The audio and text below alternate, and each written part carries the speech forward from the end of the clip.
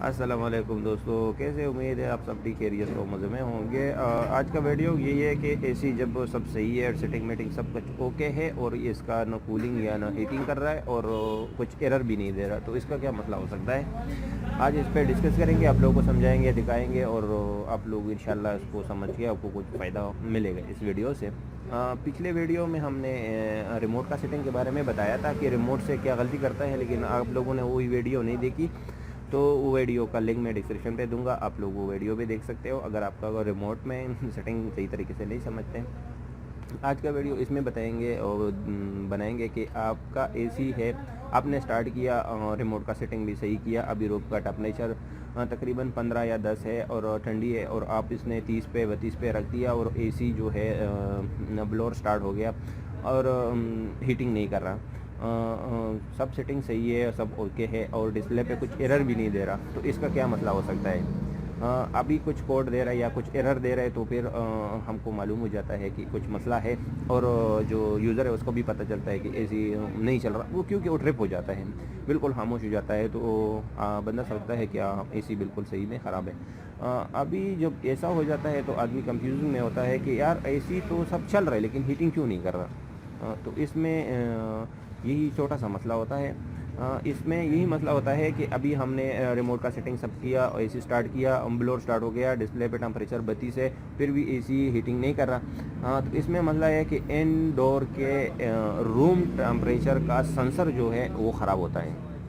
हम लोग तो वही समझते हैं जो सेंसर ख़राब होता है तो एरर देता है, डिस्प्ले पे एरर आता है तो हम डायरेक्ट समझ लेते हैं, जो भी टेक्नीशियन भाई है वो डायरेक्ट समझ लेता है कि अभी ये जो एरर है वो किस चीज़ का है, मोटर का है, सेंसर का है, कंप्रेसर का है, किस चीज़ का है, लेकिन अभी एरर नहीं दे रहा। तो फिर हम सोच में रहता है कि यार एरर भी नहीं दे रहा, काम भी नहीं कर रहा, ये क्या मसला है। अब पुराने एसी में देखो तो कुछ एरर नहीं है तो हम वो कोशिश करते हैं और ढूंढते हैं। अभी आजकल जो एसी है पूरा ऑटोमेटिक है और कंप्यूटर जैसा बनाया हुआ है, वो एरर देता है और एरर की मदद से हम वो पार्ट को ढूंढते हैं और ठीक करते हैं। एरर नहीं दे रहा तो फिर आदमी सोच में होता है, तो इसका ये रूम टेम्परेचर का सेंसर जो है वो ख़राब हो जाता है। तो अभी ज़्यादा मेरा भाई जो टेक्नीशियन है वो लोग ये बताएगा कि अभी सेंसर ख़राब है तो एरर देता है।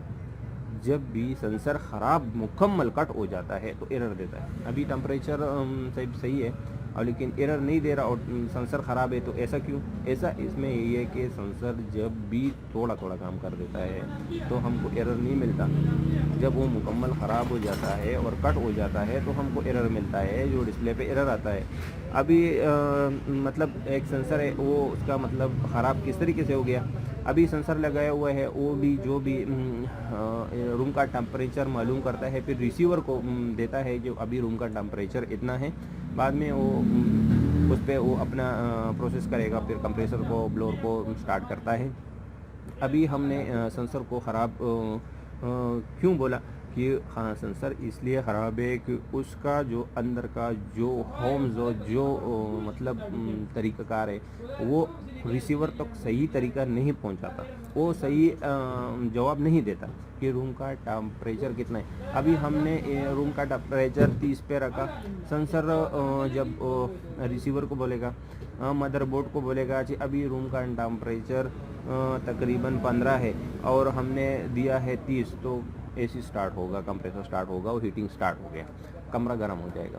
अभी हमारा सेंसर कट तो नहीं है जो एरर देता है, वो देता है, वो रिस्पॉन्ड देता है, मदरबोर्ड को बताता है कि अभी मैं तो सही हूँ, लेकिन वो गलत बताता है कि अभी हमने 30 टेम्परेचर रखा, रूम में टेम्परेचर 15 है, लेकिन वो 30 के ऊपर बता रहे हैं उसको, वो 32 बता रहे या 40 बता रहे, तो कंप्रेसर कभी चालू नहीं होता और इधर डिस्प्ले पे एरर भी नहीं देता, तो ये सेंसर ख़राब होता है। रूम टेम्परेचर सेंसर जो उसमें इनडोर में लगा होता है, टेक्नीशियन भाई जल्दी समझेगा उस बात को, वो ख़राब हो जाता है। वो इस ख़राब ऐसा नहीं होता कि हमको डिस्प्ले पे एरर मिलेगा, वो ऐसा ख़राब है कि मतलब वो गलत रिस्पॉन्ड देता है रिसीवर को, मदरबोर्ड को, रूम का टेम्परेचर सही तरीके से नहीं बताता, तो वो चेंज करके आपका मसला सही हो जाएगा। नेक्स्ट वीडियो हम किस टॉपिक पे बनाएंगे हम कमेंट में बताइएगा, इंशाल्लाह हम फिर मिलेंगे नई वीडियो के साथ। अगर आप लोग चैनल पे नए हो तो आप लोगों से रिक्वेस्ट है कि चैनल को सब्सक्राइब कीजिए, लाइक कीजिए, शेयर कीजिए। नेक्स्ट वीडियो में फिर मिलेंगे इंशाल्लाह। Bye bye.